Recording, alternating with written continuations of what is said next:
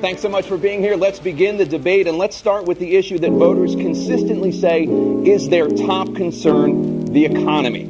President Biden, inflation has slowed, but prices remain high. Since you took office, the price of essentials has increased. For example, a basket of groceries that cost $100 then now costs more than $120. And typical home prices have jumped more than 30%. What do you say to voters who feel they are worse off under your presidency than they were under President Trump? We got to take a look at what I was left when I became president and what Mr. Trump left me. We had an economy that was in free fall. The pandemic was so badly handled. Many people were dying. All he said was, it's not that serious. Just inject a little bleach in your arm. You'll be all right. The economy collapsed. There were no jobs. Unemployment rate rose to 15%. It was terrible. And so what we had to do is try to put things back together again. And that's exactly what we began to do. We created 15,000 new jobs. We brought out the position where we have 800,000 new manufacturing jobs. But there's more to be done. There's more to be done. Working class people are still in trouble. I come from Scranton, Pennsylvania. I come from households where the kitchen tables and things weren't able to be met during the month. It was a problem. The price of eggs, the price of gas, the price of housing, the price of a whole range of things. That's why I'm working so hard to make sure I deal with those problems. That we're going to make sure that we reduce the price of housing. We're going to make sure we build 2 million new units. We're going to make sure we cap rents so corporate greed can't take over. The combination, what I was left with in corporate greed, is the reason why we're in this problem right now. In addition to that, we're in a situation where if you had to take a look at all that was done in his administration, he didn't do much at all. By the time he left, things were in chaos, literally chaos.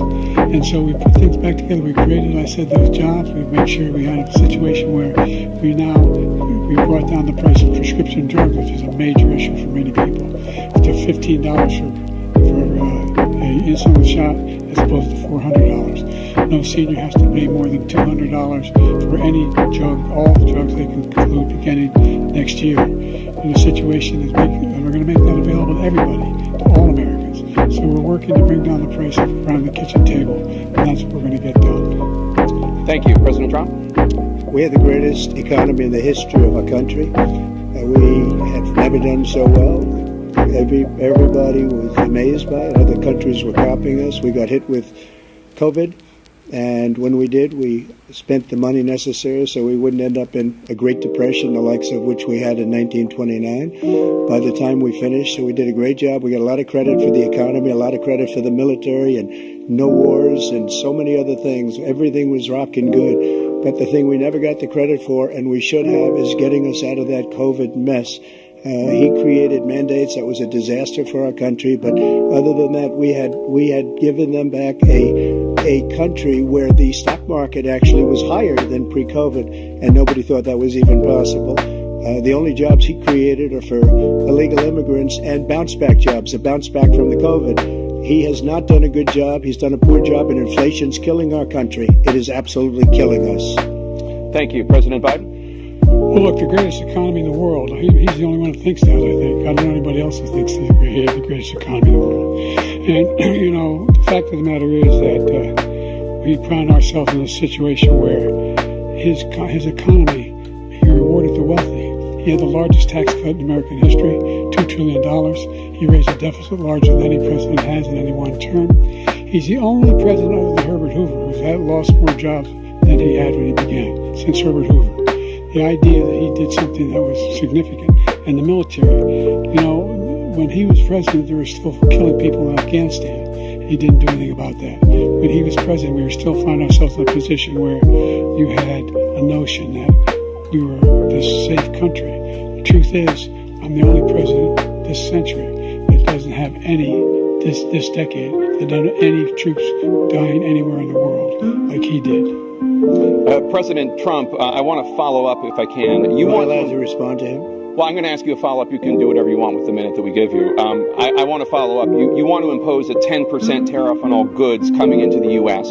How will you ensure that doesn't drive prices even higher? It's not going to drive them higher. It's just going to cost countries that have been ripping us off for years, like China and many others, in all fairness to China. It's going to just force them to pay us a lot of money, reduce our deficit tremendously, and give us a lot of power for other things. But he made a statement. The only thing he was right about is I gave you the largest tax cut in history. I also gave you the largest regulation cut in history. That's why we had all the jobs. And the jobs went down and then they bounced back. And he's taking credit for bounce back jobs. You can't do that. He also said he inherited 9% inflation. Now, he inherited almost no inflation, and it stayed that way for 14 months. And then it blew up under his leadership because they spent money like a bunch of people that didn't know what they were doing, and they don't know what they were doing. It was the worst, probably the worst administration in history. There's never been. And as far as Afghanistan is concerned, I was getting out of Afghanistan, but we were getting out with dignity, with strength, with power. He got out. It was the most embarrassing day in the history of our country's life. President Trump, over the last 8 years, under both of your administrations, the national debt soared to record highs. And according to a new nonpartisan analysis, President Trump, your administration approved $8.4 trillion in new debt, while so far, President Biden, you've approved $4.3 trillion in new debt. So, former President Trump, many of the tax cuts that you signed into law are set to expire next year. You want to extend them and go even further, you say. With the U.S. facing trillion-dollar deficits and record debt, why should top earners and corporations pay even less in taxes than they do now? Because the tax cuts spurred the greatest economy that we've ever seen just prior to COVID. And even after COVID, it was so strong that we were able to get through COVID much better than just about any other country. But we spurred, that tax spurred. Now, when we cut the taxes, as an example, the corporate tax was cut down to 21% from 39%, plus beyond that. We took in more revenue with much less tax, and companies were bringing back trillions of dollars back into our country. The country was going like never before, and we were ready to start paying down debt. We were ready to start using the liquid gold right under our feet, the oil and gas right under our feet. We were going to have something that nobody else has had. We got hit with COVID. We did a lot to fix it. I gave him an unbelievable situation with all of the therapeutics and all of the things that we came up with. We gave him something great. Remember, more people died under his administration, even though we had largely fixed it. More people died under his administration than our administration, and we were right in the middle of it, something which a lot of people don't like to talk about. But he had far more people dying in his administration. He did the mandate, which is a disaster, mandating it. The vaccine went out. He did a mandate on the vaccine, which is the thing that people most objected to about the vaccine. And he did a very poor job, just a very poor job. And I will tell you, not only poor there, but throughout the entire world, we're no longer respected as a country. They don't respect our leadership. They don't respect the United States anymore. We're like a third world nation between weaponization of his election, trying to go after his political opponent. All of the things he's done, we've become like a third world nation, and it's a shame. The damage he's done to our country, and I'd love to ask him, and will, why he allowed millions of people to come in here from prisons, jails, and mental institutions to come into our country and destroy our country. President Trump, we will get to immigration later in this block. President Biden, I want to give you an opportunity to respond to this question about the national debt. He had the largest national debt of any president in a 4-year period, number one. Number two, that $2 trillion tax cut benefited the very wealthy. What I'm going to do is fix the tax system. For example, we have 1,000 trillionaires in America. I mean, billionaires in America. And what's happening? They're in a situation where they, in fact, pay 8.2% in taxes. If they just paid 24%, 25%, either one of those numbers, they'd raise $500 billion, I should say, in a 10-year period. We would be able to wipe out his debt. We'd be able to help make sure that all those things we need to do, childcare, elder care, making sure that we continue to strengthen our healthcare system, making sure that we're able to make every single solitary person eligible for what I've been able to do with the COVID, with dealing with everything we have to do with, if we finally beat Medicare. Thank you, President Biden. President Trump? He was right. He did beat Medicare. He beat it to death, and he's destroying Medicare because all of these people are coming in. They're putting them on Medicare. They're putting them on Social Security. They're going to destroy Social Security. This man is going to single-handedly destroy Social Security. These millions and millions of people coming in, they're trying to put them on Social Security. He will wipe out Social Security. He will wipe out Medicare. So he was right in the way he finished that sentence. And it's a shame. What's happened to our country in the last 4 years is not to be believed. Foreign countries, I'm friends with a lot of people, they cannot believe what happened to the United States of America. We're no longer respected. They don't like us. We give them everything they want, and they think we're stupid. They think we're very stupid people. What we're doing for other countries, and they do nothing for us. What this man has done is absolutely criminal. Thank you, President Trump. Dana? This is the first presidential election since the Supreme Court overturned Roe v. Wade. This morning, the court ruled on yet another abortion case, temporarily allowing emergency abortions to continue in Idaho, despite that state's restrictive ban. Former President Trump, you take credit for the decision to overturn Roe v. Wade, which returned the issue of abortion to the states. Correct. However, the federal government still plays a role in whether or not women have access to abortion pills. They're used in about 2/3 of all abortions. As president, would you block abortion medication? First of all, the Supreme Court just approved the abortion bill, and I agree with their decision to have done that, and I will not block it. And if you look at this whole question that you're asking, complex but not really complex. 51 years ago, you had Roe v. Wade, and everybody wanted to get it back to the states. Everybody, without exception. Democrats, Republicans, liberals, conservatives. Everybody wanted it back. Religious leaders. And what I did is I put 3 great Supreme Court justices on the court, and they happened to vote in favor of killing Roe v. Wade and moving it back to the states. This is something that everybody wanted. Now, 10 years ago or so, they started talking about how many weeks and how many this and getting into other things. But every legal scholar throughout the world, the most respected, wanted it brought back to the states. I did that. Now the states are working it out. If you look at Ohio, it was a decision that was an end result that was a little bit more liberal than you would have thought. Kansas, I would say the same thing. Texas is different. Florida is different. But they're all making their own decisions right now. And right now, the states control it. That's the vote of the people. Like Ronald Reagan, I believe in the exceptions. I am a person that believes. And frankly, I think it's important to believe in the exceptions. Some people, you have to follow your heart. Some people don't believe in that. But I believe in the exceptions for rape, incest, and the life of the mother. I think it's very important. Some people don't. Follow your heart. But you have to get elected also. And because that has to do with other things. You got to get elected. The problem they have is they're radical because they will take the life of a child in the 8th month, the 9th month, and even after birth. After birth, if you look at the former governor of Virginia, he was willing to do this. He said, we'll put the baby aside and we'll determine what we do with the baby, meaning we'll kill the baby. What happened is we brought it back to the states, and the country is now coming together on this issue. It's been a great thing. Thank you. President Biden? It's been a terrible thing, what you've done. The fact is that the vast majority of constitutional scholars supported Roe when it was decided. Supported Roe. And that's this idea that they're all against it is just ridiculous. And this is the guy who says the state should be able to have it. We're in a state where in 6 weeks, you don't even know whether you're pregnant or not, but you cannot see a doctor, and have him decide on what your circumstances are, whether you need help. The idea that states are able to do this is a little like saying we're going to turn civil rights back to the states, let each state have a different rule. Look, there's so many young women who have been, including a young woman who just was murdered, and he went to the funeral. And the idea that she was murdered by an immigrant coming in to talk about that. But here's the deal. There's a lot of young women are being raped by their in-laws, by their spouses, brothers and sisters. It's just ridiculous, and they can do nothing about it. And they try to arrest them when they cross state lines. Thank you.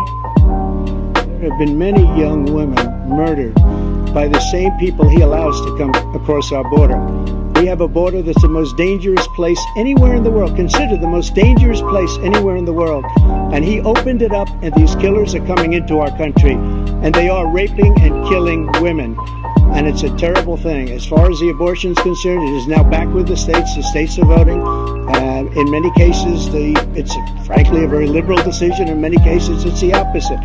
But they're voting, and it's bringing it back to the vote of the people, which is what everybody wanted, including the founders, if they knew about this issue, which frankly they didn't. But they would have. Everybody wanted brought back. Ronald Reagan wanted it brought back. He wasn't able to get it. Everybody wanted it brought back, and many presidents had tried to get it back. I was the one to do it. And again, this gives it the vote of the people, and that's where they wanted it. Every legal scholar wanted it that way. Staying on the topic of abortion, President Biden, 7 states, I'll let you do that, this is the same topic. 7 states have no legal restrictions on how far into a pregnancy a woman can obtain an abortion. Do you support any legal limits on how late a woman should be able to terminate a pregnancy? I support Roe v. Wade, which had 3 trimesters. First time is between the woman and the doctor. Second time is between the doctor and an extreme situation. The third time is between the doctor, between the woman and the state. The idea that the politicians, that the founders wanted the politicians to be the ones making decisions about women's health is ridiculous. That's the last. No politician should be making that decision. A doctor should be making those decisions. That's how it should be run. That's what you're going to do. And if I'm elected, I'm going to restore Roe v. Wade.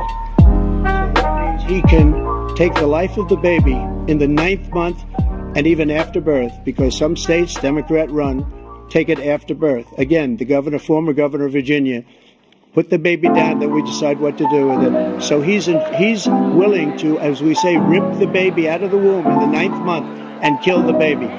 Nobody wants that to happen, Democrat or Republican. Nobody wants it to happen. That is simply not true. The Roe v. Wade does not provide for that. That's not the circumstance. Only if a woman's life is in danger, she's going to die. That's the only circumstance in which that can happen. But we are not for late-term abortion, period. Period, period. The Roe v. Wade, you have late-term abortion.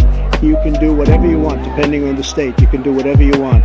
We don't think that's a good thing. We think it's a radical thing. We think the Democrats are the radicals, not the Republicans. For 51 years, that was the law. 51 years, constitutional scholarship said it was the right way to go. 51 years, and it was taken away because this guy put very conservative members on the Supreme Court. He takes credit for taking it away. What's he going to do?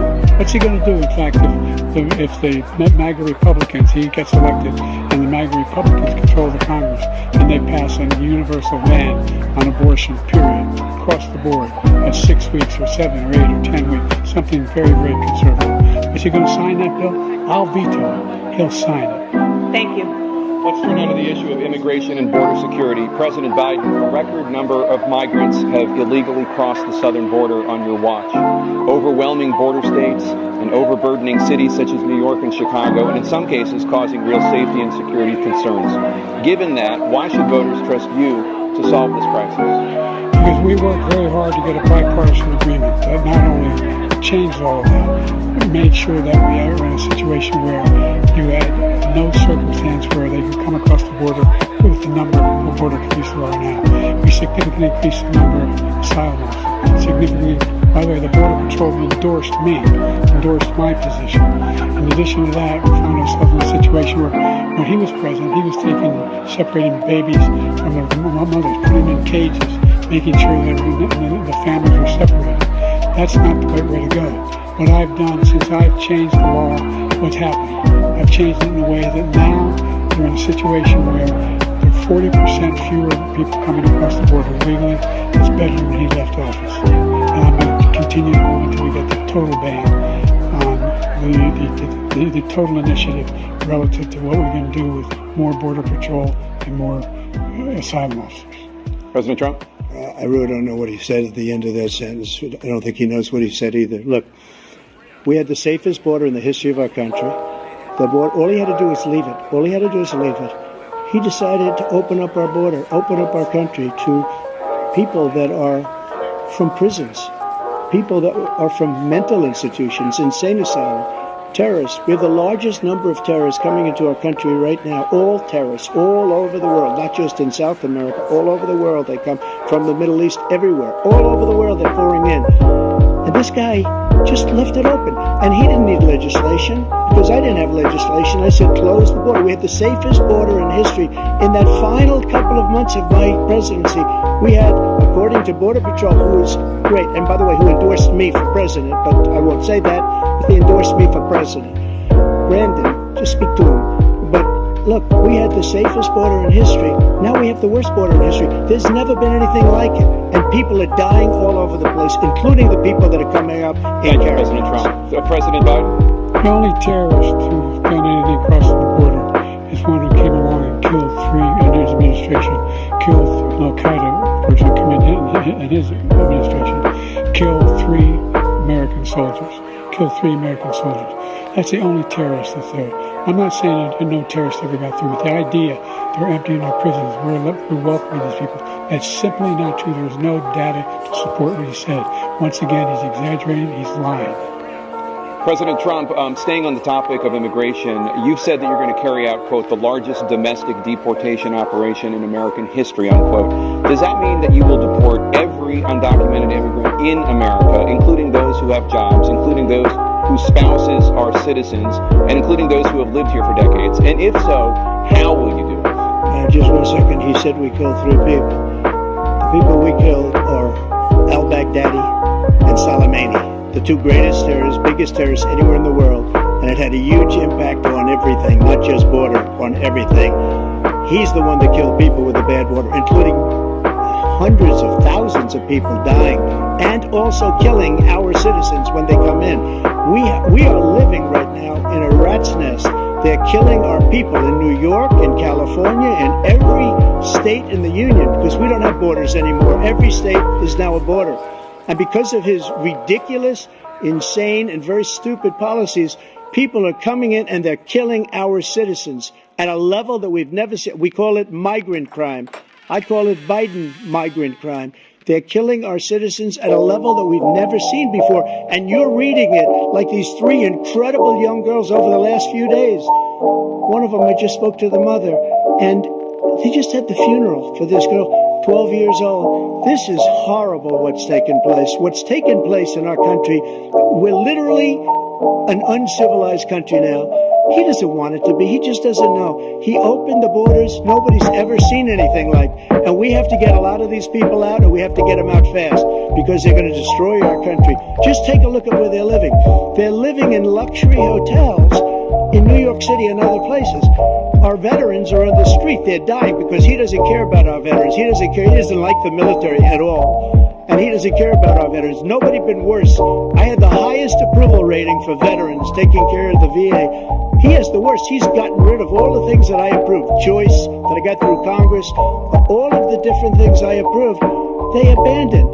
We had by far the highest, and now it's down in less than half, because he's done all these great things that we did. And I think he did it just because I approved it, which is crazy. But he has killed so many people at our border by allowing all of these people to come in. And it's a very sad day in America. President Biden, you have the mic. Every single thing he said is a lie. Every single one. For example, veterans are a hell of a lot better off since they passed the PACT Act. 1 million of them now have insurance, and their families have it. Their families have it because what happened, whether it was Agent Orange or burn pits, they're all being covered now. And his group opposed that. We're also in a situation where we have great respect for veterans. My son spent a year in Iraq, living right next to one of those burn pits, came back with stage 4 glioblastoma. I was recently in France for D-Day, and I spoke all about those heroes that died. I went to the World War II cemetery, World War I cemetery he refused to go to. He was standing with his 4-star general, and he told me, he said, I don't want to go in there because they're a bunch of losers and suckers. My son was not a loser, was not a sucker. You're the sucker. You're the loser. President Trump? First of all, that was a made-up quote, suckers and losers. They made it up. It was in a third-rate magazine that's failing, like many of these magazines. He made that up. He put it in commercials. We've notified him. We had 19 people that said I didn't say it. And think of this. Who would say I'm at a cemetery or I'm talking about our veterans? Because nobody's taken better care. I'm so glad this came up, and he brought it up. There's nobody that's taken better care of our soldiers than I have. To think that I would, in front of generals and others, say suckers and losers. We have 19 people that said It was never said by me. It was made up by him, just like Russia was made up, just like the 51 intelligence agents are made up, just like the new thing with the 16 economists are talking. It's the same thing. 51 intelligence agents said that the laptop was Russia disinformation. It wasn't. That came from his son, Hunter. It wasn't Russia disinformation. He made up the suckers and losers, so he should apologize to me right now. Four-star general standing to your side who was on your staff who said you said it, period. That's number one. And number two, the idea that I have to apologize to you for anything along the line. We've done more for veterans than any president has in American history. And they now are in their family. The only sacred obligation we have as a country is to care for our veterans when they come home and their families and equip them when they go to war. That's what we're doing. That's what the VA is doing now. They're doing more for veterans than ever before in history. All right, thank you so much. The topic of foreign policy, I want to begin with Russia's war against Ukraine, which is now in its third year. Former President Trump, Russian President Vladimir Putin says he'll only end this war if Russia keeps the Ukrainian territory it has already claimed and Ukraine abandons its bid to join NATO. Are Putin's terms acceptable to you? First of all, our veterans and our soldiers can't stand this guy. They can't stand him. They think he's the worst commander-in-chief, if that's what you call him, that we've ever had. They can't stand him. So let's get that straight. And they like me more than just about any of them. And that's based on every single bit of information. As far as Russia and Ukraine, if we had a real president, a president that knew, that was respected by Putin, he would have never invaded Ukraine. A lot of people are dead right now, much more than people know. You know, they talk about numbers. You can double those numbers, maybe triple those numbers. He did nothing to stop it. In fact, I think he encouraged Russia from going in. I'll tell you what happened. He was so bad with Afghanistan. It was such a horrible embarrassment, most embarrassing moment in the history of our country, that when Putin watched that and he saw the incompetence, that he should have fired those generals, like I fired the one that you mentioned. And so he's got no love lost, but he should have fired those generals. No general got fired for the most embarrassing moment in the history of our country, Afghanistan, where we left billions of dollars of equipment behind. We lost 13 beautiful soldiers, and 38 soldiers were obliterated. And by the way, we left people behind too. We left American citizens behind. When Putin saw that, he said, you know what? I think we're going to go in and maybe take this was his dream. I talked to him about it, his dream. The difference is he never would have invaded Ukraine. Never. Just like Israel would have never been invaded in a million years by Hamas. You know why? Because Iran was broke with me. I wouldn't let anybody do business with them. They ran out of money. They were broke. They had no money for Hamas. They had no money for anything. No money for terror. That's why you had no terror at all during my administration. This place, the whole world is blowing up under him. President Biden? I've never heard so much malarkey in my whole life. Look, the fact of the matter is that we're in a situation where, let's take the last point first. Iran attacked American troops, caused brain damage for a number of these troops, and he did nothing about it. Recently, not when he was president. Here they attacked. He said they're just having headaches. That's all it is. He didn't do a thing when the attack took place, number one. Number two, we got over 100,000 Americans and others out of Afghanistan during that airlift. Number three, we find ourselves in a situation where, if you take a look at what Trump did in Ukraine, this guy told Trump, do whatever you want, and do whatever you want. And that's exactly what Trump did to Putin, encourage him, do whatever you want. And he went in. And listen to what he said when he went in. He was going to take Kyiv in 5 days, remember? Because it's part of the old Soviet Union. That's what he wanted to reestablish, Kyiv. And he, in fact, didn't do it at all. He wasn't able to get it done. And they've lost thousands and thousands of troops, 500,000 troops.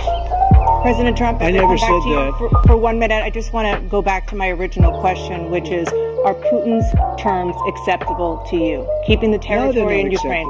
No, they're not acceptable. But look, this is a war that never should have started. If we had a leader in this war, he led everybody along. He's given $200 billion now or more to Ukraine. He's given $200 billion.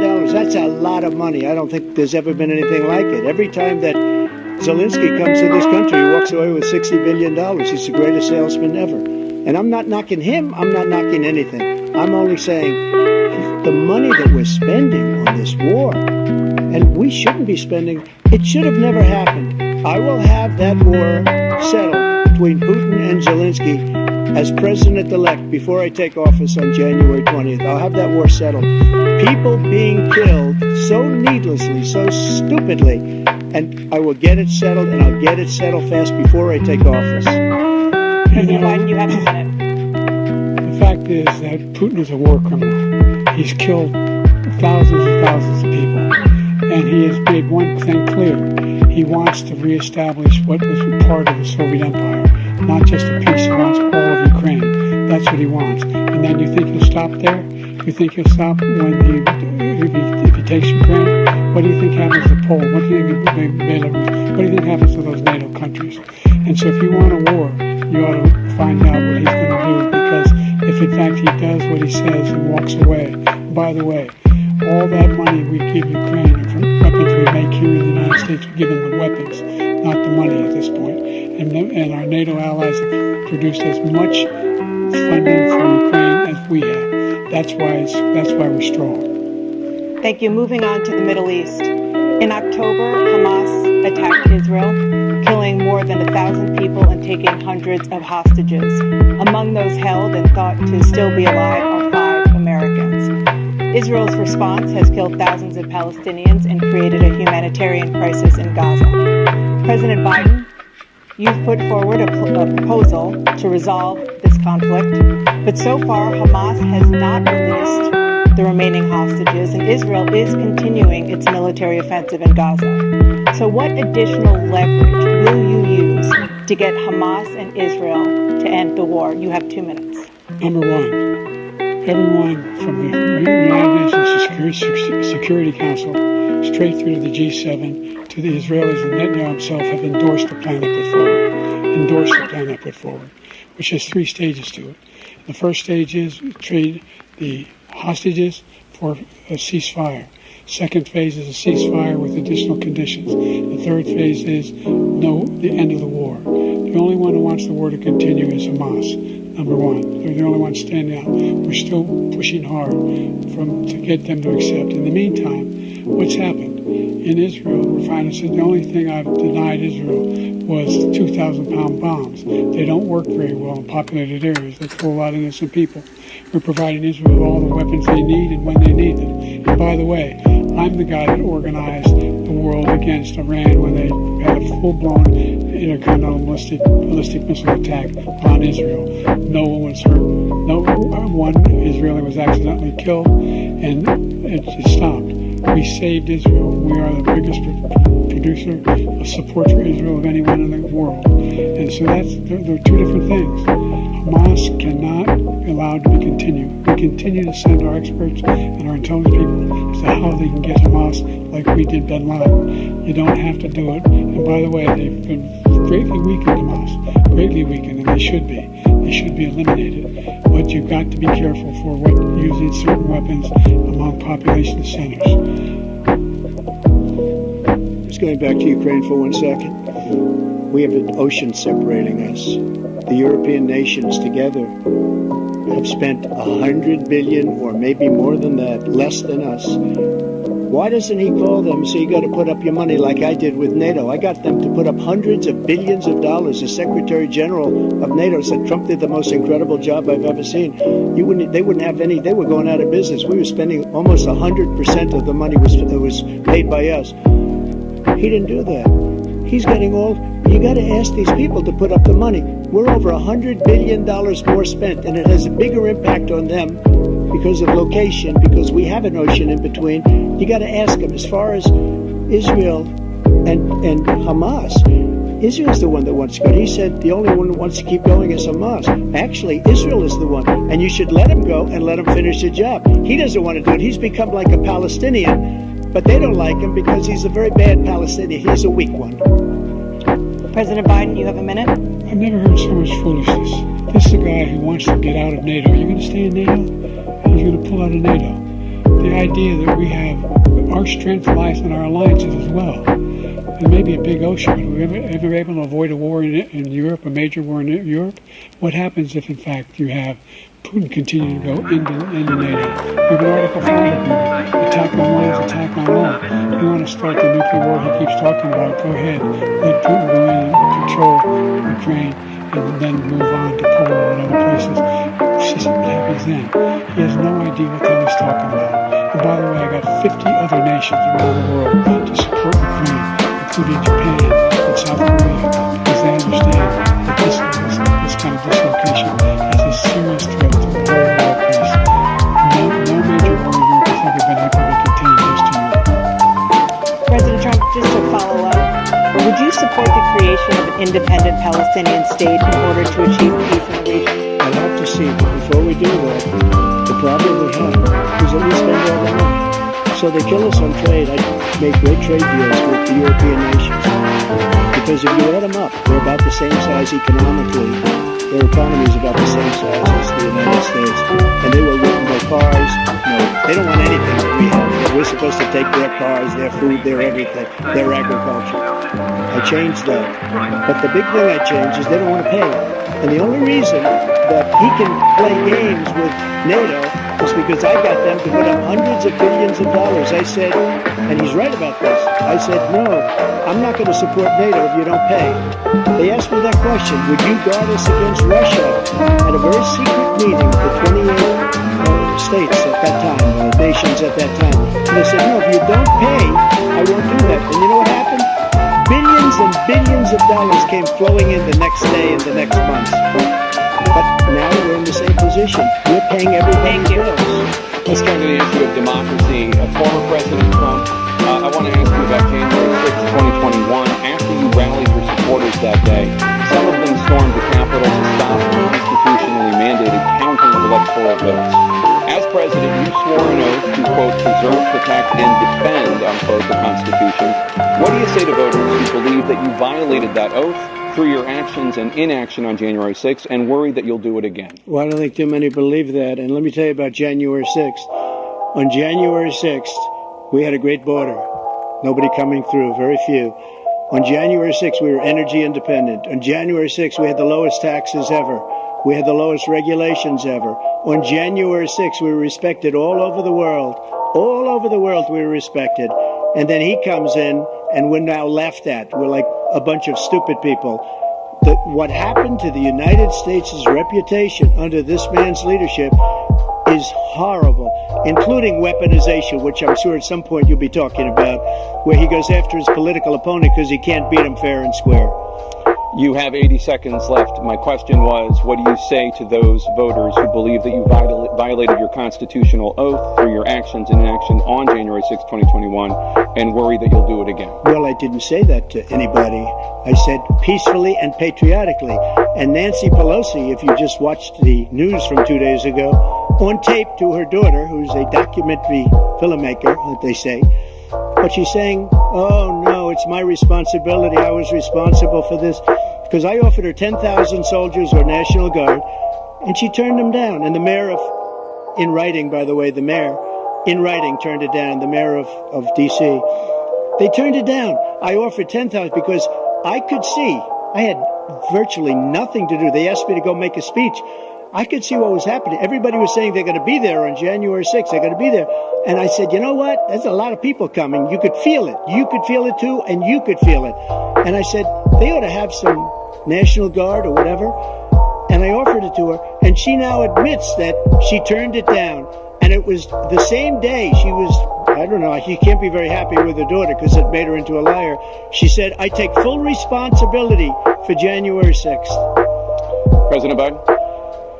Look, he encouraged those folks to go up to the Capitol Hill, number one. I sat in the dining room off the Oval Office. He sat there for 3 hours. 3 hours watching, begging, being begged by his vice president and a number of his colleagues on the Republican side as well to do something, to call for a stop, to end it. Instead, they talked about these people being patriots and great patrons of America.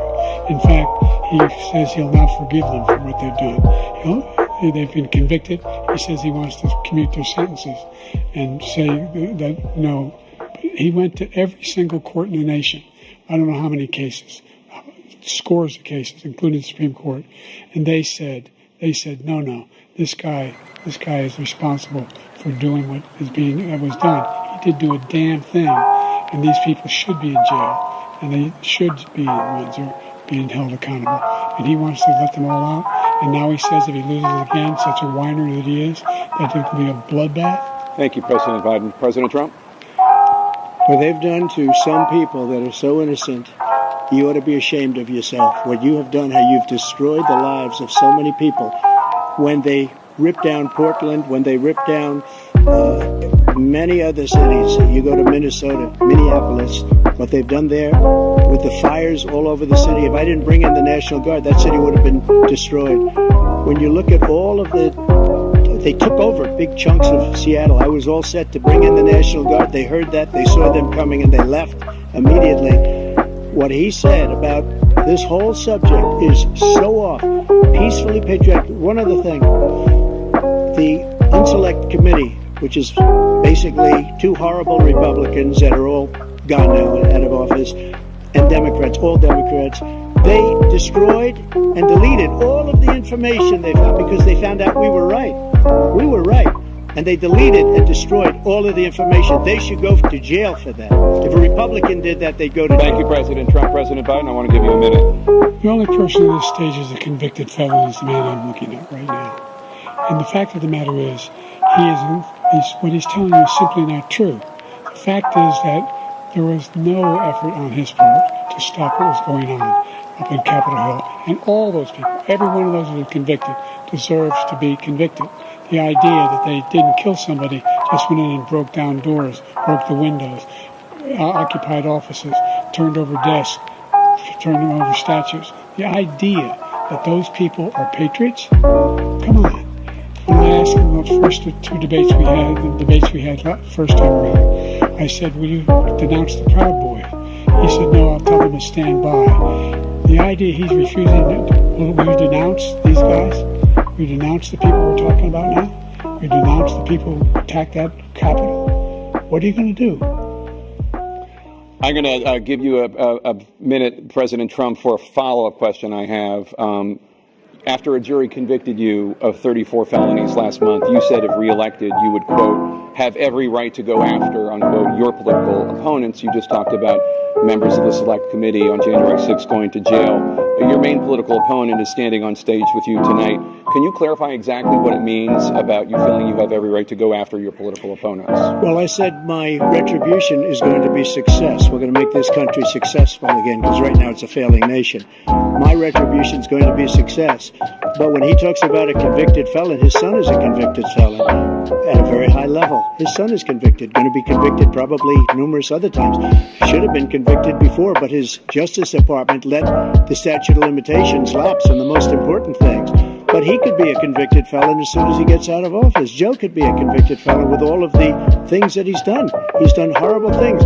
All of the death caused at the border, telling the Ukrainian people that we're going to want $1 billion or you change the prosecutor. Otherwise, you're not getting $1 billion. If I ever said that, that's quid pro quo. That we're not going to do anything. We're not going to give you $1 billion unless you change your prosecutor having to do with the son. This man is a criminal. This man, you're lucky. You're lucky. I did nothing wrong. We'd have a system that was rigged and disgusting. I did nothing wrong. Thank you, President Trump. President Biden, you have said, I'm coming right to you, sir. You want to respond? Go ahead. I'll give you a minute to respond. The idea that I did anything wrong relative to what you're talking about is outrageous. It's simply a lie, number one. Number two, the idea that you have a right to seek retribution against any American just because you're president is wrong. It's simply wrong. No president's ever spoken like that before. No president in our history has spoken like that before. Number three, the crimes that you are still charged with. And think of all the civil penalties you have. How many billions of dollars do you owe in civil penalties for molesting a woman in public, for doing a whole range of things, of having sex with a porn star on the night while your wife is pregnant? I mean, what are you talking about? You have the morals of an alley cat. Give you a minute, sir. I didn't have sex with a porn star, number one.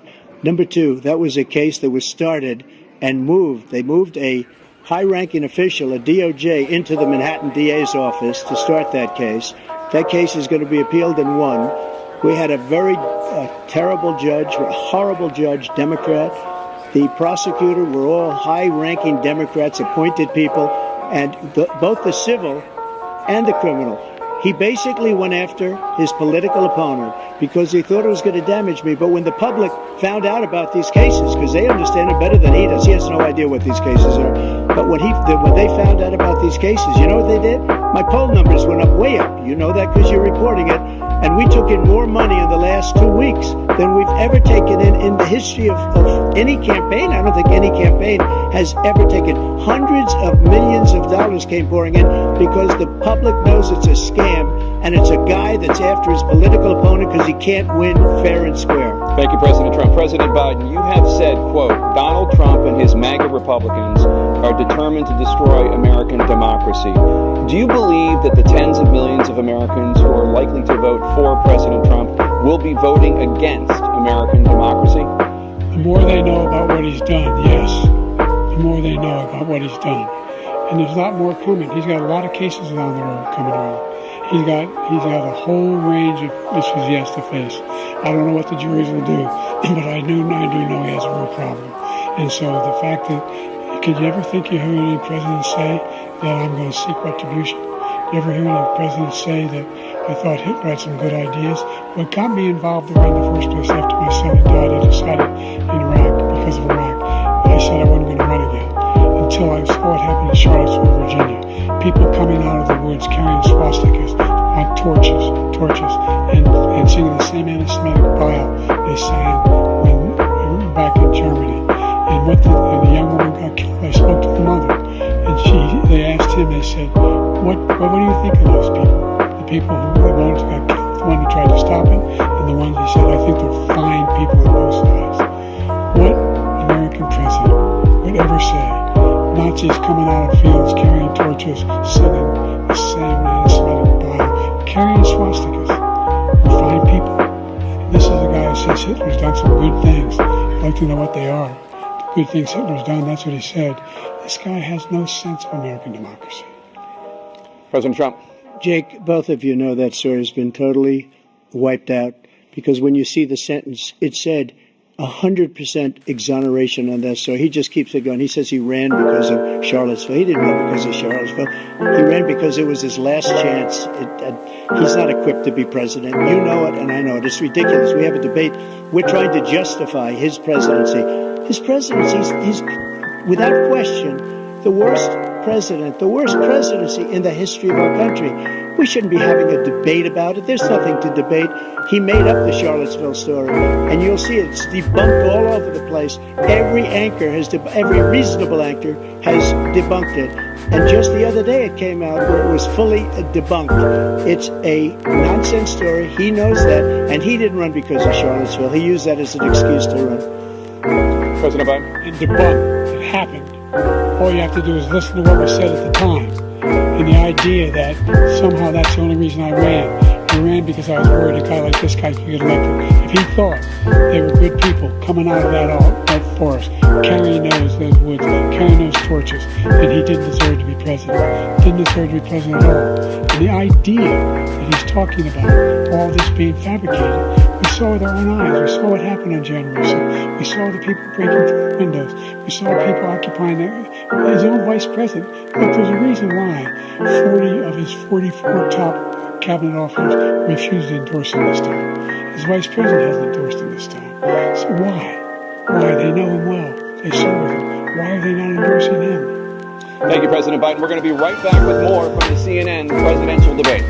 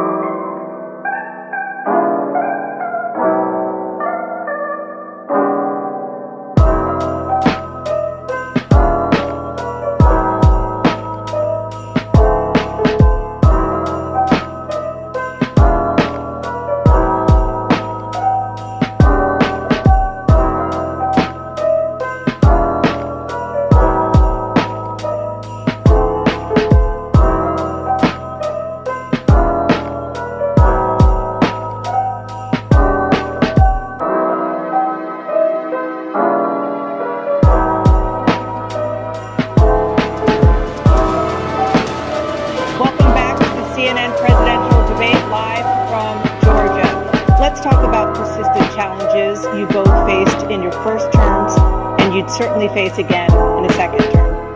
President Biden, while black unemployment dropped to a record low under your presidency, black families still earned far less than white families. Black mothers are still 3 times more likely to die from pregnancy-related causes, and black Americans are imprisoned at 5 times the rate of white Americans. What do you say to black voters who are disappointed that you haven't made more progress? They acknowledge they made a lot of progress, number one. The fact of the matter is there are more small black businesses that have been started than any time in history. Number two, the wages of black unemployment is the lowest level it's been in a long, long time. Number three, we're providing housing for black Americans and dealing with the segregation that exists among these corporate operations that collude to keep people out of their houses. In addition to that, we find that the impact on the choice that black families have to make relative to childcare is incredibly difficult. When we did the first major piece of legislation in the past, I was able to reduce black childcare costs, cut them in half. We got to make sure we provide for childcare costs. We got to make sure, because when you provide those childcare protections, you increase economic growth because more people can be in the job market. So there's more to be done, considerably more to be done. But we've done a great deal so far, and I'm not letting up, and they know it. You have 49 seconds left. What do you say to black voters who are disappointed with the progress so far? I say I don't blame them for being disappointed. Inflation is still hurting them badly. For example, I provided for the idea that any black family, first-time home buyer, should get a $10,000 tax credit to be able to buy their first home so they can get started. I made sure that we're in a situation where all those black families and those black individuals who had to take out student loans that were ballooning, that if they were engaged in nursing, doctor, and anything having to do with volunteerism, if they paid their bills for 10 years, and their student debt, all the rest is forgiven after 10 years. Millions have benefited from that. And we're going to do a whole lot more for black families. Thank you, President Trump. And he caused the inflation. He's blaming inflation, and he's right, it's been very bad. He caused the inflation, and it's killing black families and Hispanic families and just about everybody. It's killing people. They can't buy groceries anymore. They can't. You look at the cost of food where it's doubled and tripled and quadrupled. They can't live. They're not living anymore. He caused this inflation. I gave him a country with essentially no inflation. It was perfect. It was so good. All he had to do is leave it alone. He destroyed it with his Green New scam and all this money that's being thrown out the window. He caused inflation. As sure as you're sitting there, the fact is that his big kill on the black people is the millions of people that he's allowed to come in through the border. They're taking black jobs now, and it could be 18, it could be 19, and even 20 million people. They're taking black jobs, and they're taking Hispanic jobs, and you haven't seen it yet, but you're going to see something that's going to be the worst in our history. Thank you. President Biden? There was no inflation when I became president. You know why? The economy was flat on its back. 50% unemployment. He decimated the economy, absolutely decimated the economy. That's why there was no inflation at the time. There were no jobs. We provided thousands of millions of jobs for individuals who were in all communities, including minority communities. We made sure that they have health insurance. We have covered, if the ACA has increased, I made sure that they're $8,000 per person in a family to get written off for health care. But this guy wants to eliminate that. They tried 50 times. He wants to get rid of the ACA again. And they're going to try again if they win. We find ourselves in a position where the idea that we're not doing it, we put more police on the street than any administration has. He wants to cut the cops. We're providing for equity and making sure people have a shot to make it. There's a lot going on, but in inflation, he caused it by his tremendous malfeasance in the way he handled the pandemic. Thank you. Another persistent challenge is the climate crisis. 2023 was the hottest year in recorded history, and communities across the country are confronting the devastating effects of extreme heat intensifying wildfires, stronger hurricanes, and rising sea levels. Former President Trump, you've vowed to end your opponent's climate initiatives, but will you take any action as president to slow the climate crisis? Let me just go back to what he said about the police, how close the police are to him. Almost every police group in the nation from every state is supporting Donald J. Trump. Almost every police group. And what he's done to the black population is horrible, including the fact that for 10 years he called them super predators. In the 1990s, we can't forget that. Super predators was his name, and he called it to them for 10, and they've taken great offense at it, and now they see it happening. But when they see what I did for criminal justice reform and for the historically black colleges and universities, where I funded them and got them all funded, and the opportunity zones with Tim, as you know, Tim Scott was incredible. He did a great job, great senator from South Carolina. He came to me with the idea, and it was a great idea. It's one of the most successful economic development acts ever in the country, opportunity zones. And the biggest beneficiary are blacks. And that's why we have the best numbers with them in maybe ever. They're saying ever. I read this morning where ever, the best numbers. He's lost much of the black population because he's done a horrible job for black people. He's also done a horrible job for Hispanics. But wait till you see these millions of people pouring into our country, and they're going to take the jobs, and it's already started, and you haven't seen anything yet. It's a disaster. You've 38 seconds left.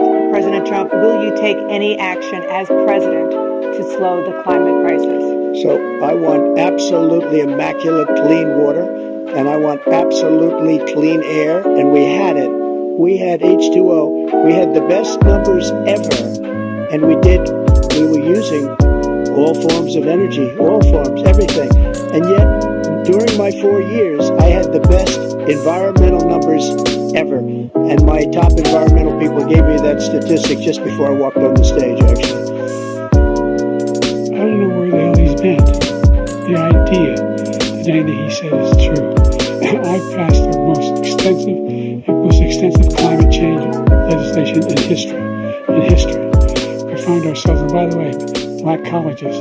I came up with $15 billion for HBCUs, historic black universities and colleges, because they don't have the kind of contributors that they have to build these laboratories and the like. Any black student is capable in college of doing any white student can do. They just don't have the money, but now they'll be able to get those jobs in high tech. We're in a situation where the idea that he is claiming to have done something that had the cleanest water, he hadn't done a damn thing with the environment. He, out of the Paris Peace Accord, Climate Accord, I immediately joined him, because if we reach 1.5 degrees Celsius at any one point, there's no way back. The only existential threat to humanity is climate change, and he didn't do a damn thing about it. He must undo all that I've done. The Paris Accord was going to cost us $1 trillion, and China nothing, and Russia nothing, and India nothing. It was a ripoff of the United States.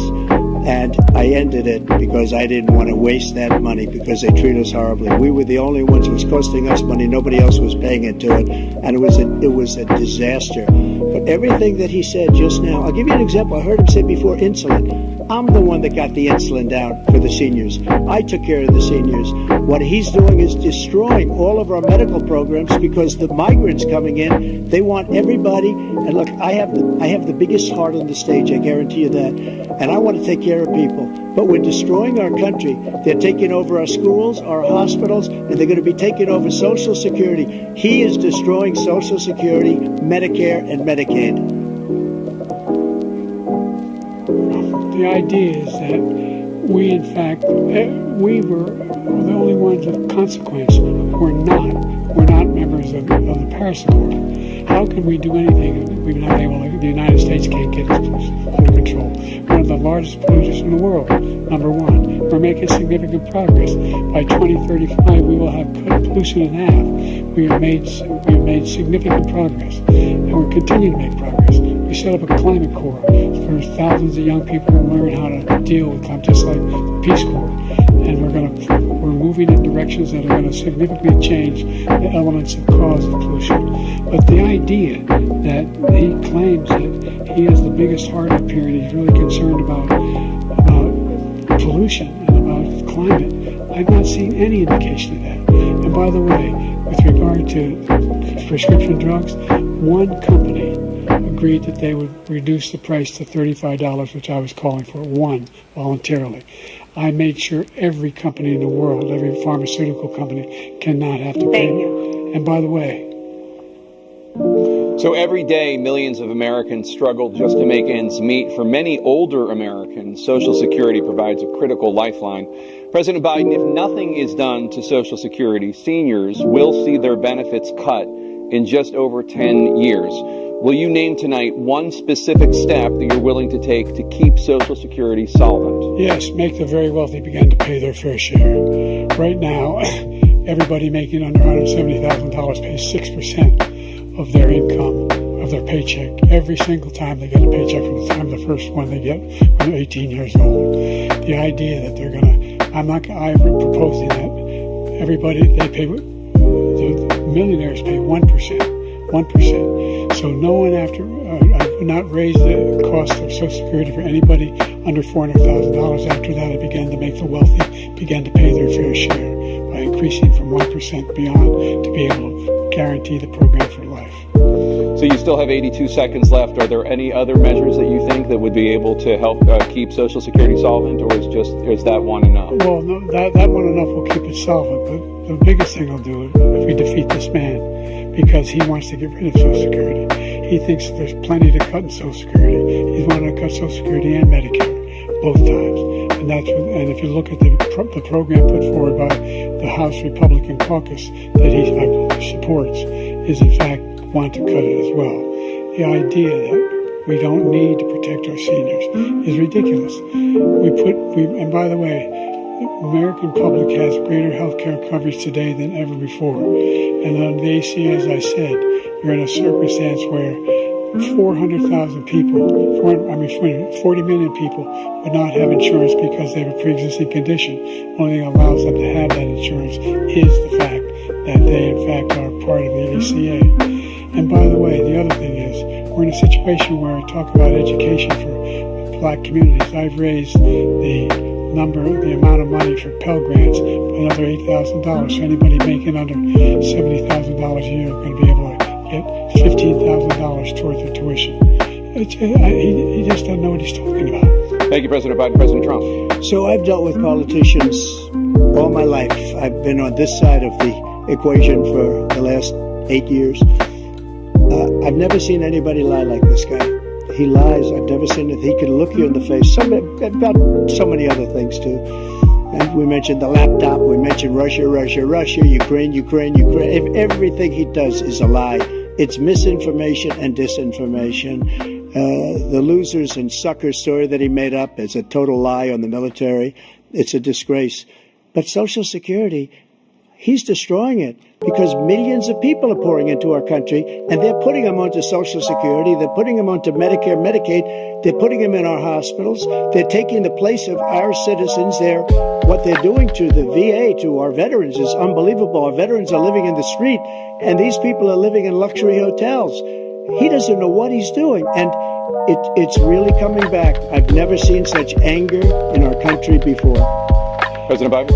The idea that veterans are not being taken care of, I told you before. And by the way, when I said suckers and losers, he acknowledged after that he fired that general. That general got fired because he's the one that acknowledged that that's what he said. He was the one standing with Trump when he said it, number one. Number two, the idea that we're going to be in a situation where all these millions and millions, the way he talks about it, illegal aliens are coming into the country and taking away our jobs. There's a reason why we have the fastest growing economy in the world. The reason why we have the most successful economy in the world. We're doing better than any other nation in the world. And by the way, those 15 Nobel laureates he talked about being phony, those 15 Nobel laureates, economists, they all said that if Trump is reelected, we're likely to have a recession and inflation is going to increasingly go up. And by the way, worst president in history, 159 presidential scholars voted him the worst president in the history of the United States of America. President Biden, thank you so much. Let's turn to the cost of childcare, which many American families struggle to afford. President Trump, both you and President Biden have tried to address this issue, But the average cost of childcare in this country has risen to more than $11,000 a year per child. For many families, the cost of childcare for 2 children is more than their rent. In your second term, what would you do to make childcare more affordable? Just to go back, the general got fired because he was no good. And if he said that, that's why he made it up. But we have 19 people that said I didn't say it, and they're very highly respected, much more so than him. The other thing is, he doesn't fire people. He never fired people. I've never seen him fire anybody. I did fire a lot. I fired Comey because he was no good. I fired a lot of the top people at the FBI, drained the swamp. They were no good. Not easy to fire people. You'd pay a price for it, but they were no good. I inherited these people. I didn't put him there. I didn't put Comey there. He was no good. I fired him. This guy hasn't fired anybody. He never fires. He should have fired every military man that was involved with that the Afghanistan horror show, the most embarrassing moment in the history of our country. He didn't fire. Did you fire anybody? Did you fire anybody that's on the border, that's allowed us to have the worst border in the history of the world? Did anybody get fired for allowing 18 million people, many from prisons, many from mental institutions? Did you fire anybody that allowed our country to be destroyed? Joe, our country is being destroyed as you and I sit up here and waste a lot of time on this debate. This shouldn't be a debate. He is the worst president. He just said about me because I said it. But look, he's the worst president in the history of our country. He's destroyed our country. Now all of a sudden he's trying to get a little tough on the border. He came out with a nothing deal, and it reduced it a little bit, like this much. It's insignificant. He wants open borders. He wants our country to either be destroyed or he wants to pick up those people as voters. And I don't think we just can't let it happen. If he wins this election, our country doesn't have a chance, not even a chance, of coming out of this rut. We probably won't have a country left anymore. That's how bad it is. He is the worst in history by far. Thank you, President Trump. President Biden? We are the most admired country in the world. We're the United States of America. There's nothing beyond our capacity. We have the finest military in the history of the world, the finest in the history of the world. No one thinks we're weak. No one wants to screw around with us. Nobody. Number one. Number two, the idea that we're talking about worst presidents. I wasn't joking. Look it up. Go online. 159 or 58, don't hold me the exact number, presidential historians. They've had meetings and they voted who's the worst president in American history. One through best to worst. They said he was the worst in all of American history. That's a fact. That's not conjecture. He can argue they're wrong, but that's what they voted. The idea that he is doing anything to deal with child care. He did virtually nothing to child care. We should significantly increase the child care tax credit. We should significantly increase the availability of women and men or single parents to be able to go back to work. And we should encourage businesses to have. Thank you, President Biden. President Trump, the question was about what would you do to make child care more affordable, if you want to take your minute. Yeah, just so you understand, we have polling, we have other things that they rate him the worst because what he's done is so bad. And they rate me, I'll show you, I will show you, and they rate me one of the best, okay? And if I'm given another 4 years, I will be the best. I think I'll be the best. Nobody's ever created an economy like us. Nobody ever cut taxes like us. He's the only one I know. He wants to raise your taxes by 4 times. He wants to raise everybody's taxes by 4 times. He wants the Trump tax cuts to expire. So everybody, including the two of you, are going to pay 4 to 5 times. Nobody ever heard of this before. All my life I'd grow up and I'd see politicians talking about cutting taxes. When we cut taxes, as I said, we did more business. Apple and all these companies, they were bringing money back into our country. The worst president in history by far, and everybody knows it. President Biden? Look, the fact of the matter is that he's dead wrong about he's increased the tariff. He will increase the taxes on middle class people. I said I'd never raise the tax on anybody making less than $400,000. I didn't. But this tariff is 10% tariffs. Everything coming into the country, you know what the economists say? That's going to cost the average American $2,500 a year more because they're going to have to pay the difference in food and all the things that are imported. Number two, he's in a situation where he talks about how he has not raised. He's somehow helped the middle class. The middle class has been devastated by you. Now you want a new tax cut of $5 trillion over the next 10 years, which is going to fundamentally bankrupt the country. You had the largest deficit of any president in American history, number one. Number two, you have not, in fact, made any contact, any progress with China. We are at the lowest trade deficit with China since 2010. Thank you, President Biden. Thank you, President Biden. Let's discuss an epidemic impacting millions of Americans that both of you have made a top priority in your first term, the opioid crisis. And for both of you, the number of overdose deaths in this country has gone up. Under your term, it went up. Under your term, it has gone up. Former President Trump, despite the efforts that both of you have made, more than 100,000 Americans are dying from overdoses every year, primarily from fentanyl and other opioids. What will you do to help Americans right now in the throes of addiction who are struggling to get the treatment they need? To finish up, we now have the largest deficit in the history of our country under this guy. We have the largest deficit with China. He gets paid by China. He's a Manchurian candidate. He gets money from China. So I think he's afraid to deal with them or something. But do you notice he never took out my tariffs because we bring in so much money with the tariffs that I imposed on China. He never took them away. He can't because it's too much money. It's tremendous. And we saved our steel industries and there was more to come, but he hasn't done that. But he hasn't cut the tariffs because he can't, because it's too much money. But he's got the largest deficit in the history of our country, and he's got the worst situation with China. China's going to own us if you keep allowing them to do what they're doing to us as a country. They are killing us as a country, Joe, and you can't let that happen. You're destroying our country. So, President Trump, you have 67 seconds left. The question was, what are you going to do to help Americans in the throes of addiction right now who are struggling to get the treatment they need? Jake, we were doing very well at addiction until the COVID came along. We had the 2.5, almost 3 years of like nobody's ever had before, any country, in every way. And then we had to get tough. And it was the drugs pouring across the border it started to increase. We got great equipment. We bought the certain dog that's the most incredible thing that you've ever seen, the way they can spot it. We did a lot, and we were getting very low numbers, very, very low numbers.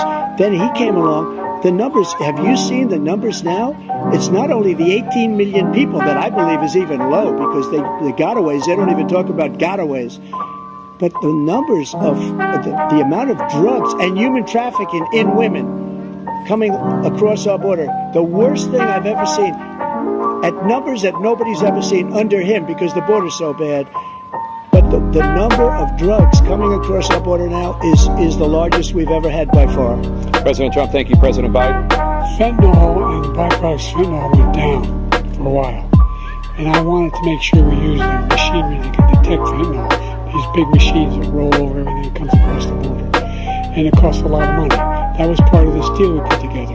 It's a bipartisan deal. More fentanyl machines, more to be able to detect drugs, more numbers of agents, more numbers of all the people at the border.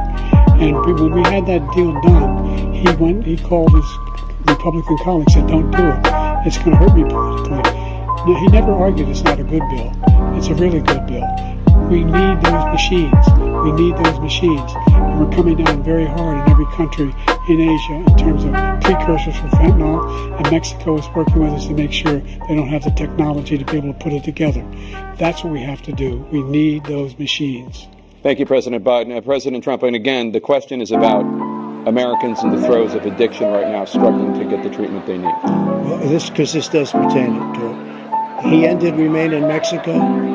He ended catch and release. I made it catch and release in Mexico, not catch and release here. We had so many things that we had done, hard negotiations with Mexico, and I got it all for nothing. It's just like when you have a hostage. We always pay $6 billion for a hostage. Every time we say it's a hostage. Now we have a hostage, a Wall Street Journal reporter. I think a good guy. And he's over there because Putin is laughing at this guy, probably asking for billions of dollars for the reporter. I will have him out very quickly, as soon as I take office. Before I take office, I said by literally, as soon as I win the election, I will have that reporter out. He should have had him out a long time ago. but Putin's probably asking for billions and billions of dollars because this guy pays it every time. We had 2 cases where we paid $6 billion for 5 people. I got 58 people out, and I paid essentially nothing. Thank you, President Trump. Dana? Let's turn to concerns that voters have about each of you. President Biden, you would be 86 at the end of your second term. How do you address concerns about your capability to handle the toughest job in the world well into your 80s? Well, first of all, I spent half my career being criticized being the youngest person in politics. I was the second youngest person ever elected to the United States Senate, and now I'm the oldest. This guy's 3 years younger, a lot less competent. I think that just look at the record, look what I've done. Look how I've turned around the horrible situation he left me. As I said, 50 million new jobs, 800,000 manufacturing jobs, more investment in America, over billions of dollars in private investment in enterprises that we are growing. By the way, we brought off a lot of people. The whole idea of computer chips, we used to have 40% of the market. We invented those chips, and we lost it because he was sending people to find the cheapest jobs overseas and to bring home a product. So I went to South Korea and convinced Samsung to invest billions of dollars here in the United States. And then, guess what? Those fabs, they call them, to build these chips, those fabs pay over $100,000. You don't need a college degree for them. And there's billions, about $40 billion already being invested and being built right now in the United States, creating significant jobs for Americans from all over the world. President Biden, you have 40 seconds left. Would you like to add anything? Yeah, I would. The idea that somehow we are this failing country. I've never heard a president talk like this before. We're the envy of the world. Name me a single major country president who wouldn't trade places with the United States of America for all our problems and all our opportunities. We're the most progressive country in the world in getting things done. We're the strongest country in the world. We're a country in the world who keeps our word, and everybody trusts us. All of our allies and those who he coddles up to, from Kim Jong-un, we sent love letters to, and Putin, etc. They don't want to screw around with us. Thank you. Former President Trump, to follow up, you would be 82 at the end of your second term. What do you say to voters who have concerns about your capabilities to serve? Well, I took 2 tests, cognitive tests. I aced them, both of them, as you know. We made it public. He took none. I'd like to see him take one, just one, a real easy one. Like go through the first 5 questions, he couldn't do it. But I took 2 cognitive tests. I took physical exams every year. And, you know, we knock on wood wherever we may have wood, that I'm in very good health. I just won 2 club championships, not even senior, 2 regular club championships. To do that, you have to be quite smart, and you have to be able to hit the ball a long way. And I do it. He doesn't do it. He can't hit a ball 50 yards. He challenged me to a golf match. He can't hit a ball 50 yards. I think I'm in very good shape. I feel that I'm as in good a shape as I was 25, 30 years ago. Actually, I'm probably a little bit lighter, but I'm in as good a shape as I was years ago. I feel very good. I feel the same. But I was willing to take a cognitive test. And you know what? If I didn't do well, I aced him. Dr. Ronnie Jackson, who's a great guy when he was a White House doctor. And then I took another one, a similar one. And one of them said they'd never seen anybody ace him. Thank you. President Biden? You can see he is 6'5" and only 223 pounds, or 235 pounds. Well, you said 6'4", 200. Well, anyway, anyway, just take a look at what he says he is, and take a look at what he is. Look, I'd be happy to have a driving contest with him. I got my handicap, which when I was vice president, down to a 6. And by the way, I told you before, I'm happy to play golf if you carry your own bag. Think you can do it? That's the biggest lie when he's a 6 handicap of all. I was an 8 handicap. Yeah. 8. But I have, you know how many? I've seen you swing. I know you swing. Okay, let's not act like children. President Trump, we're going to turn Let's not act like children. to a specific concern that voters have about you. Will you pledge tonight that once all legal challenges have been exhausted, that you will accept the results of this election, regardless of who wins, and you will say right now that political violence in any form is unacceptable? Well, I shouldn't have to say that, but of course I believe that. It's totally unacceptable. And if you would see my statements that I made on Twitter at the time, and also my statement that I made in the Rose Garden, you would say it's one of the strongest statements you've ever seen. In addition to the speech I made in front of, I believe, the largest crowd I've ever spoken to, and I will tell you, nobody ever talks about that. They talk about a relatively small number of people that went to the Capitol, and in many cases were ushered in by the police. And as Nancy Pelosi said, it was her responsibility, not mine. She said that loud and clear. But the answer is, if the election is fair, free, and I want that more than anybody. And I'll tell you something. I wish he was a great president, because I wouldn't be here right now. I'd be at one of my many places enjoying myself. I wouldn't be under indictment because I wouldn't have been his political opponent, because he indicted me because I was his opponent. I wish he was a great president. I would rather have that. I wouldn't be here. I don't mind being here. But the only reason I'm here is he's so bad as a president that I'm going to make America great again. We're going to make America great again. We're a failing nation right now. We're a seriously failing nation. And we're a failing nation because of him. His policies are so bad. His military policies are insane. They're insane. These are wars that will never end with him. He will drive us into World War III, and we're closer to World War III than anybody can imagine. We are very, very close to World War III, and he's driving us there. And Kim Jong-un and President Xi of China, Kim Jong-un of North Korea, all of these, Putin, they don't respect him. They don't fear him. They have nothing going with this gentleman, and he's going to drive us into World War III. You want a World War III, let him follow and win, and let Putin say, do what you want, NATO. Just do what you want. There's a thing called Article 5. An attack on one is an attack on all, a required response. The idea, I can't think of a single major leader in the world who wouldn't trade places with the job I've done and what they've done. Because we are a powerful nation. We have wonderful people. It's because of the people, not me. It's because of the American people. They're capable of anything, and they step up when they're needed. And right now, we're needed. We're needed to protect the world because our own safety is at stake. And again, you want to have a war, just let Putin go ahead and take Kyiv, make sure they move on, see what happens in Poland, Hungary, and other places along that border. Then you have a war. President Trump, as I come back to you for a follow-up, the question was, will you accept the results of this election, regardless of who wins? Just to finish what he said, if I might, Russia, they took a lot of land from Bush. They took a lot of land from Obama and Biden. They took no land, nothing from Trump, nothing. He knew not to do it. He's not going to play games with me. He knew that. I got along with him very well, but he knew not to play games. He took nothing from me.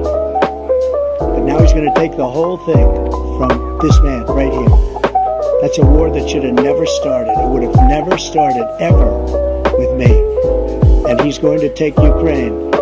And, you asked me a question before, would you do this? He's got us in such a bad position right now with Ukraine and Russia. Because Ukraine's not winning that war. He said, I will never settle until such time.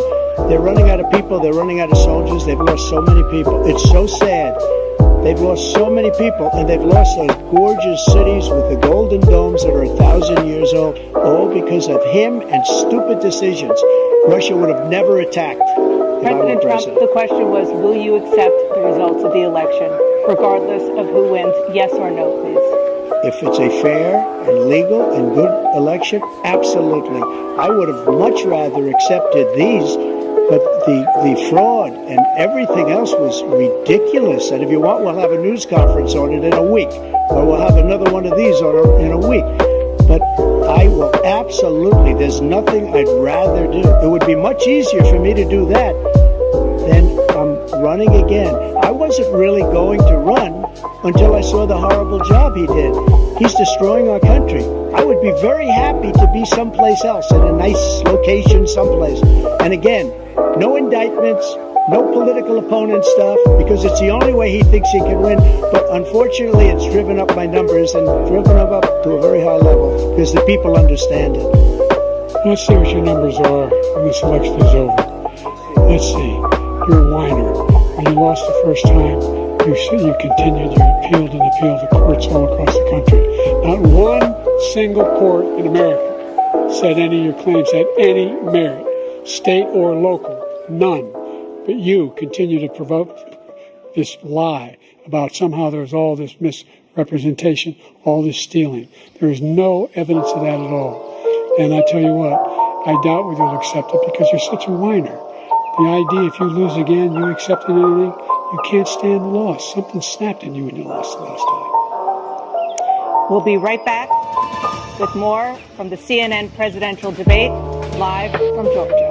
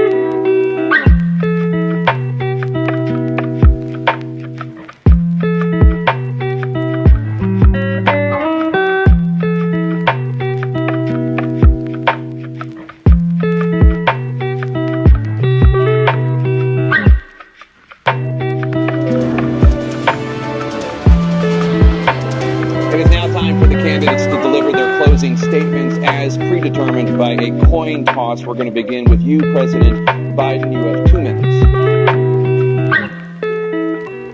We've made significant progress from the debacle that was left by President Trump in his last term. We found ourselves in a situation where, number one, we have to make sure that we have a fair tax system. I ask anyone out there in the audience, or anyone out watching this debate, do you think the tax system is fair? The fact is that I said nobody even making under $400,000 had a single penny increase in their taxes, and will not. And if I'm reelected, that'll be the case again. But this guy has increased your taxes because of the deficit. Number one, He's increased inflation because of the debacle he left after the way he handled the pandemic. And he finds himself in a position where he now wants to tax you more by putting a 10% tariff on everything that comes into the United States of America. What I did, for example, he wants to get away with, get rid of the ability of Medicare for us to be able to negotiate drug prices with the big pharma companies. Well, guess what? We got it down to $35 for insulin instead of $400. No more than $2,000 for every senior, no matter how much prescription they need. You know what that did? That reduced the federal debt by $160 billion over 10 years because the government doesn't have to pay the exorbitant prices. I'm going to make that available to every senior all along. It's happening now, and everybody in America. He wants to get rid of that. I'm going to make sure that we have Childcare. We're going to significantly increase the credits that people have for Childcare. We're going to make sure we do something about what we're doing on lead pipes and all the things that are causing health problems for people across the country. We're going to continue to fight to bring down inflation and give people a break. Thank you, President Biden. President Trump, you now have 2 minutes for your closing statement. Like so many politicians, this man is just a complainer. He said, we want to do this, we want to do that, we want to get rid of this tax, that tax. But he doesn't do anything. All he does is make our country unsafe by allowing millions and millions of people to pour in. Our military doesn't respect him. We look like fools in Afghanistan. We didn't stop Israel. It was such a horrible thing that would have never happened. It should have never happened. Iran was broke. Anybody that did business with Iran, including China, they couldn't do business with the United States. They all passed. Iran was broke. They had no money for Hamas or Hezbollah, for terror, no money whatsoever. Again, Ukraine should have never happened. He talks about all this stuff, but he didn't do it. For 3.5 years, we're living in hell. We have the Palestinians and we have everybody else rioting all over the place. You talk about Charlottesville. This is 100 times Charlottesville, 1,000 times. The whole country is exploding because of you, because they don't respect you, and they have to respect their president, and they don't respect you throughout the world. What we did was incredible. We rebuilt the military. We got the largest tax cut in history, the largest regulation cut in history. The reason he's got jobs is because I cut the regulations that gave jobs, but he's putting a lot of those regulations back on. All of the things that we've done, nobody's never seen anything like. Even from the medical standpoint, right to try, where we can try space-age materials instead of going to Asia or going to Europe and trying to get when you're terminally ill. Now you can go and you can get something. You sign a document. They've been trying to get it for 42 years. But you know what we did for the military was incredible. Choice for our soldiers. For our soldiers, instead of waiting for 3 months to see a doctor, can go out and get themselves fixed up and readied up and take care of themselves, and they're living. And that's why I had the highest approval rating in the history of the VA. So all of these things, we're a failing nation, but it's not going to be failing anymore. We're going to make it great again. Thank you, former President Trump, President Biden,